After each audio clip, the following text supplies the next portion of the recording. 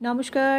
আজকে আমি নিয়ে এসেছি এই সিজনের একটি সুপারহিট রেসিপি, যেটা অতি সাধারণ এবং সিম্পল এবং খুব কম উপকরণে হয়ে যায়, অথচ সুপার ডুপার হিট, অর্থাৎ খেতে দুর্দান্ত কিন্তু স্বাদের। তো চলুন, এই রেসিপিটির নাম হচ্ছে সজনে ডাঁটা আলু বেগুন দিয়ে ঘন্ট। এই ঘন্ট রেসিপি যারা এখনও খাননি তারা অবশ্যই একবার আমি যেভাবে বানাচ্ছি এইভাবে বানিয়ে দেখবেন। দুর্দান্ত একটা স্বাদ থাকে, সজনে ডাঁটার অপূর্ব একটা ফ্লেভার। তো এর জন্য প্রথমে আমি ডুমো ডুমো করে আলু কেটে নিয়েছি, আর আলুটাকে এই তেলের মধ্যে দিয়ে দিচ্ছি। তেলের মধ্যে দিয়ে একটু নাড়াচাড়া করে ভেজে নেব। এই রান্নাতে কিন্তু তেল মশলাটাও খুব কম লাগে। আলুটাকে দিয়ে দিলাম একটু লবণ দিয়ে এবার এটাকে ঢাকা চাপা দিয়ে লো ফ্লেমে আমি একটু ভেজে নেব। সঙ্গে যেন এই আলুটা অবশ্যই সেদ্ধ হয়ে যায় খেয়াল রাখবেন, অর্থাৎ সেই জন্য লো ফ্লেমে অবশ্যই ঢাকা চাপা দিয়ে একটু সময় নিয়ে ভাজতে হবে। আর এটা কিন্তু লাল করে ভাজা যাবে না। দেখুন, লো ফ্লেমে আমি ভেজে নিয়েছি। আর অনেকটা আলু লাগছিল, সেজন্য আমি অর্ধেকটা আলু তুলে নিয়েছি, সেটা আমি অন্য রান্নায় ব্যবহার করে নেব। আর এরকমই আমি একটু কম আলুই দিয়েছি আর কি। আলুটা দেখুন এখানে প্রায় 70%-এর মতো কিন্তু সেদ্ধ হয়ে গেছে, আর সঙ্গে কিন্তু হালকা ভাজাও হয়ে গেছে। এই পর্যায়ে আমি বেগুন আর সজনে ডাঁটা এটা দিয়ে দিলাম। ডুমো করে বেগুনটা কেটে নিয়েছি, সজনে ডাঁটাটাও আমি হালকা করে খোসা তুলে ছাড়িয়ে নিয়েছি। সঙ্গে এবার হলুদ দিয়ে দিলাম, লবণ তো আগেই দিয়েছিলাম। হলুদ দিয়ে এবার নাড়াচাড়া করে এর মধ্যে আমি দিয়ে দিচ্ছি জিরে গুঁড়ো আর দিয়ে দিচ্ছি ধনে গুঁড়ো। এই রান্নাতে এই জিরে ধনের যে গুঁড়ো, এই গুঁড়োর পরিমাণটা কিন্তু খুবই কম দিচ্ছি, জাস্ট ফ্লেভারের জন্য। অতিরিক্ত কিন্তু এখানে দিলে ভালো লাগবে না, সেজন্য খুব কম করে ব্যবহার করতে হবে। দিয়ে দিচ্ছি এখানে আমি একটু ঝালের জন্য লঙ্কা গুঁড়ো। আপনারা কিন্তু এই রান্নাটা কাঁচা লঙ্কাই করতে পারেন, যারা গুঁড়ো লঙ্কা খাবেন না। কাঁচা লঙ্কা দিলেও কিন্তু এর স্বাদ থাকবে অটুট। তো আমি খুব সামান্যই ঝালের জন্য গুঁড়ো লঙ্কা ব্যবহার করলাম, আর খুব সামান্য দেখুন জল দিয়ে দিলাম। জলটা দিয়ে এবারে এই যে ধনে জিরেটা, এটাকে কিন্তু কষাবো একটু।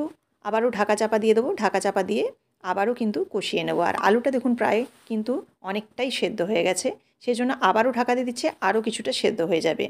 এই ভাজতে ভাজতে কষতে কষতে কিন্তু আলুটা প্রায় 90%-এর মতো সেদ্ধ হয়ে যাবে। তো দেখুন, নাড়াচাড়া করে নিয়েছি, আর আলুটা যে সেদ্ধ হয়ে গেছে সেটা গ্রেভি গ্রেভি দেখেই আপনারা বুঝতে পাচ্ছেন। মশলাটাও কষানো হয়ে গেছে। আর কিছু না, এখানে এবার দিয়ে দিচ্ছি আমি জল। জলটা পরিমাণ মতো দিচ্ছি, কারণ এই রান্নাটা একটু রসালো, ভাতের সাথে মেখে মেখে খেতেই ভালো লাগে। খুব একটা শুকনো চচ্চড়ি করে দিলে কিন্তু খুব একটা ভালো লাগে না। সেই জন্য আমি জলের পরিমাণটা দেখুন, সমস্ত সবজিগুলো কিন্তু খুব ভালোভাবে ডুবে গেছে, এরকম পরিমাণে জলটা দিয়েছি। এবার নাড়াচাড়া করে নিলাম আর ফুটে যাওয়ার জন্য অপেক্ষা করব।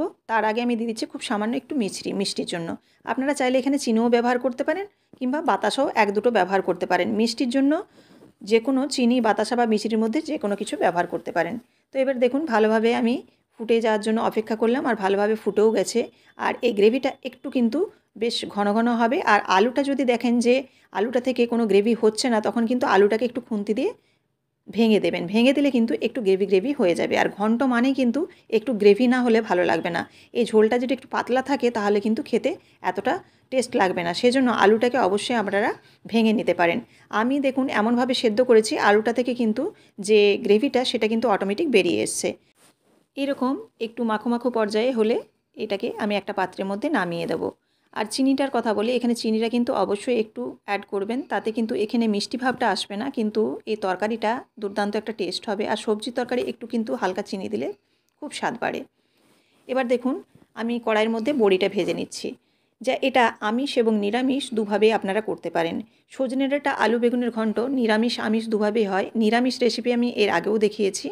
আর আজকে আমি একটু আপনাদের দেখাচ্ছি পেঁয়াজ দিয়ে রান্না করে, সেটাও কিন্তু অসাধারণ টেস্ট হয়। এবার দেখুন, বড়িটাকে ভেজে আমি তুলে নিয়েছি, আর বড়িটাকে আমি ভেঙে দিয়েছি।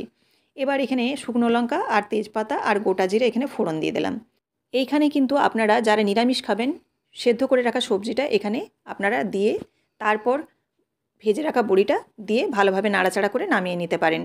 কিন্তু আমি যেহেতু পেঁয়াজ দিয়ে বানাবো, সেজন্য কিন্তু এখানে দেখুন জিরে ফোড়নের উপরে আমি কুচনো পেঁয়াজটা দিয়ে দিলাম। আর পেঁয়াজটাকে কিন্তু হালকা এরকম লাল করে ভেজে নিতে হবে। পেঁয়াজটা কিন্তু একটু ভালোভাবে ভাজতে হবে। দিয়ে এবার এখানে দিয়ে দিচ্ছি সেদ্ধ করে রাখা সবজিটা, দিয়ে এবার নাড়াচাড়া করে নেব। আর আপনারা তো বড়ি দিয়ে যে ঘন্টটা বানান, সেখানে হয়তো অনেকেই নিরামিষ খান। এই রেসিপিটা আমি নিরামিষ রেসিপিও কিন্তু আগে দিয়ে দিয়েছি। তো আজকে আমি একটু পেঁয়াজ দিয়ে আপনাদের বানিয়ে দেখালাম। তো যারা এই পেঁয়াজ দিয়ে এখনও খাননি, তারা এইভাবে পেঁয়াজ দিয়ে ঘন্টটা একবার হলেও বানিয়ে খাবেন, দুর্দান্ত খেতে হয়। ভাজা পেঁয়াজের সাথে এই যে সজনে ডাঁটার যে একটা গন্ধ, দুটোর কম্বিনেশনে কিন্তু অসাধারণ একটা ফ্লেভার পাওয়া যায়, আর দুর্দান্ত খেতে হয়। নামাবার আগে আমি খুব সামান্য লবণ দিয়ে দিলাম, একটু লবণটা কম লাগছিল। দিয়ে এবার দেখুন একটু ফুটিয়ে নিচ্ছি, খুব একটা বেশি সময় ধরে ফুটাতে হবে না, জাস্ট 2 থেকে 3 মিনিটের মতো এরকম লো ফ্লেমে একটু ফুটিয়ে নিলাম। ফুটিয়ে নিয়ে এরকম গ্রেভি অবস্থায় আমি নামিয়ে নেব। ব্যাস এই পর্যায়ে কিন্তু আমি গ্যাসের ফ্লেমটা অফ করে দেবো। আপনারা তাহলে অবশ্যই দেখতে পেলেন যে কতটা সিম্পল এই রেসিপিটা, অথচ আপনারা খেয়ে দেখবেন যারা একটু সবজি প্রেমী, বিশেষ করে এই সজনে ডাঁটা আলু বেগুনের ঘন্ট খেতে পছন্দ করেন, তারা এইভাবে একবার রান্না করে দেখবেন, ভীষণ ভালো খেতে হয়। আর যারা না খেয়েছেন কোনো দিন তারাও কিন্তু বানিয়ে দেখতে পারেন। তো প্রত্যেক দিনের মতো আমি একটা সার্ভিং বোলের মধ্যে রেডি করে নিচ্ছি। তো এবার আমি এর ওপরে যে ভেজে রাখা বড়িটা আছে সেই বড়িটা কিন্তু ছড়িয়ে দেবো। কেন কি, বড়িটা উপর থেকে দিলে একটু বেশ ক্রাঞ্চি ভাব আসবে। আর এই যে পেঁয়াজ এবং সজনে ডাঁটার যে ফ্লেভারটা, এটার মধ্যে কিন্তু বড়ির ফ্লেভারটা এতটা ভেতরে যাবে না, যার ফলে আমি এখানে দুটো ফ্লেভারই পাবো, একটা বড়ির ফ্লেভারও পাওয়া যাবে, আর এই যে সজনে ডাঁটাটা পেঁয়াজ দিয়ে সাতলানাম এই ঘন্টটা, সেটারও কিন্তু একটা দুর্দান্ত গন্ধ থাকবে। তো আপনারা দুভাবেই করতে পারেন। আমি এই রেসিপিটা নিরামিষভাবে বড়ি দিয়ে শুধু ঘন্ট আলাদাভাবে দিয়ে দিয়েছি আমার ইউটিউব চ্যানেলে এবং আমার পেজে। তো আপনারা অবশ্যই চাইলে দেখে নিতে পারেন। তো রেসিপিটি আপনারা আশা করি প্রথম থেকে শেষ পর্যন্ত দেখলেন। রেসিপিটি যদি ভালো লেগে থাকে অবশ্যই লাইক, কমেন্ট এবং শেয়ার করবেন। আর এরকমই প্রত্যেক দিন বিভিন্ন ধরনের নিত্য নতুন রেসিপি দেখার জন্য অবশ্যই চ্যানেলটিকে সাবস্ক্রাইব করে বেল বাটনটি প্রেস করে দেবেন। অবশ্যই বেল বাটনটি প্রেস করবেন, তাহলে কিন্তু আমার রান্নার সমস্ত নোটিফিকেশান আপনাদের কাছে সবার আগে পৌঁছে যাবে। ফেসবুক থেকে দেখে থাকলে অবশ্যই পেজটিকে ফলো করে দেওয়ার অনুরোধ রইল। আবারও দেখা হচ্ছে আগামীকাল অন্য কোনো একটি রেসিপির সাথে। সবাই ভালো থাকবেন। সবাইকে ধন্যবাদ।